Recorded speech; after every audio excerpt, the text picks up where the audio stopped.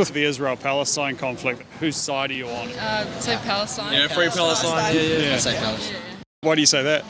There's a lot more to it than just what people kind of use as a buzzword of free Palestine at the moment. I side with Palestine because free Palestine, my bro. Free Palestine. People that support the Palestinians really need to look into the history of Israel. There was a march at my school the other day, and it was just in support of Palestine. Kind of heard some of the stuff Israel was doing.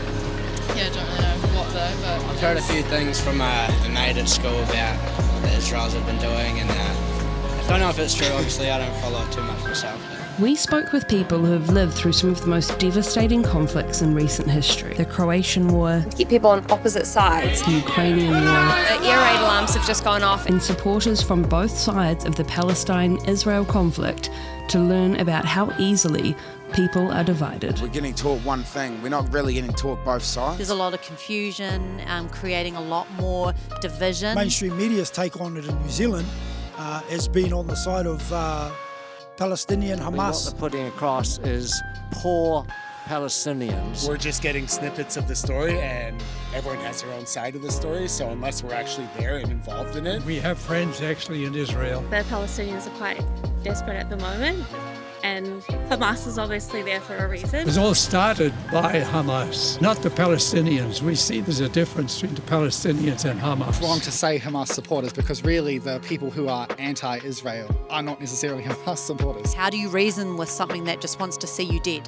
just purely because of your race? Genocide is what Hamas wants. It's hard to kind of say where the Israelis should go. I support Israel's right to exist. They both want to claim that land. And that's what people don't understand. This isn't about territory. You got to give Palestine their freedom. Before there were any territorial disputes, the same people wanted to kill the Jews. Hamas is using the Palestinian people. When they sit there and speak without any journalism, without any willingness to look at the facts behind it, they just sit here and repeat Palestinian media. One side trying to wipe the other out for whatever reason is wrong.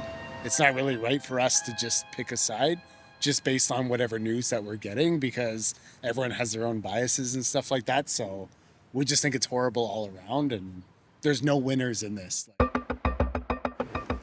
I want to talk to you guys about what it was like growing up in the war. You guys have kind of lived what they're going through now. It was tough, and it all started here about 91. Both of you are 34, which means the war happened at the same time for both of you between Serbia and Croatia. Well, bad things happened back then, and I'm not proud of it. My name is Uroš Milinović. I was born in Serbia. I'm terribly sorry that some of my countrymen did that to those people, not just in Croatia, in Bosnia or wherever. My name is Hadrian, and I'm from this place. This place is Dubrovnik in Croatia. It's the most beautiful place in the world, I hope. I agree. People are always invited to come here. Serbia invaded Dubrovnik, claiming it for their city. Like it was their city, it was the part of Serbia, which wasn't the case. And I was raised up here. The people didn't know what was happening because we were like media dark back then. What was that like as a child growing up in the war? I mean, my first memories are definitely grenades. So I remember a blast wave and, sirens. Those people that did those things, I don't consider them that as my countrymen. It's a stressful thing to hear when you know you have to go into hiding places when the bombings happen. I don't acknowledge them. They're not Serbians. Serbians are proud people, good people, hardworking people, and they were not. It becomes part of like a regularity. So, I mean, you never adapt to it. Year 99, when the NATO started bombing Serbia, all major cities in Serbia, also my hometown called Valjevo. Yeah, the grenades fell like 50 meters from our house. The blast was pretty hard, and the whole like roof fell off and the windows cracked. They bombed that like 15 times. But I mean, it was tough. I was like 11 years old. My younger sister was 7 years old. Our parents were working all the time. From that moment and till my late, let's say teenage, I had like mild post-traumatic stress disorder, and war is not pleasant for everyone. So. Well, my name is Ivan. I'm 15 years old. I'm from Odessa, and I'd like to tell you about the war in my country. My name is Daniil. I am 17 years old. It was my birthday on 11th of October. We did play, but in our games were a bit different. What were the games like? Yeah, pretty much war. Imitating war, yeah. I mean, most of the drawings are shooting, right? And most of the drawings of the kids in that age were like destruction. It's very dangerous if you're just walking and the rocket can explode. There was some explosions even straight above my house. You are always under certain kind of stress and danger that is always looming. Just windows in my home break down, and it was very scary. I'm scared. If Russia gonna win, it's very scared. I'm very scared. Also, poverty and grief that people need to process. You've just turned 17. Are you worried about being drafted and having to go and fight? No. If I'm being drafted, I'm going to war and protect my family, my country, my friends, and all. So you're ready for that? Yes, I am. I think I am.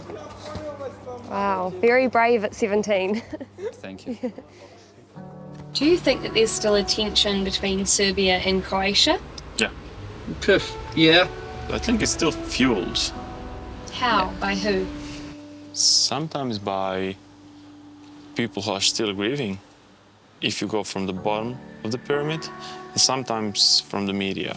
We had like 2 channels on television, and we were like listening the propaganda, and what can you do? Just believe the things they tell you. And it is a useful tool to divert the real problems. The real problems. They told us like that they were like killing Serbians all around the world, all around the ex-Yugoslavia, and we have to defend our countrymen, that we have to defend our religion. If something is happening in the country that actually asks for attention of the public, it's a very useful tool. Is there freedom of speech in the press in Ukraine? Is there free media, or is the media quite controlled? Yeah, I think media is strongly controlled, of course, and there is just official opinion, and there can be nothing more. It's just like use of fear by the media of the tool, right? Yeah, definitely. I agree 100%. It's very political now. Everything is banned. Does it make you question media now and the narratives that they put forward? Yeah, definitely. Yeah, I question media all the time. I mean, there's not a lot of free media right now. We're not eating people like Russian news says. We're just normal people and want to live in independent country and like free people. I feel the mainstream media have just been pretty much not telling the whole story. Especially like the stuff that's coming out of Palestine, Hamas running that. They dictate and show what they want the rest of the world to see, and I feel like just the mainstream media are not doing themselves, they're doing themselves a disservice by not getting the stuff verified and checked properly.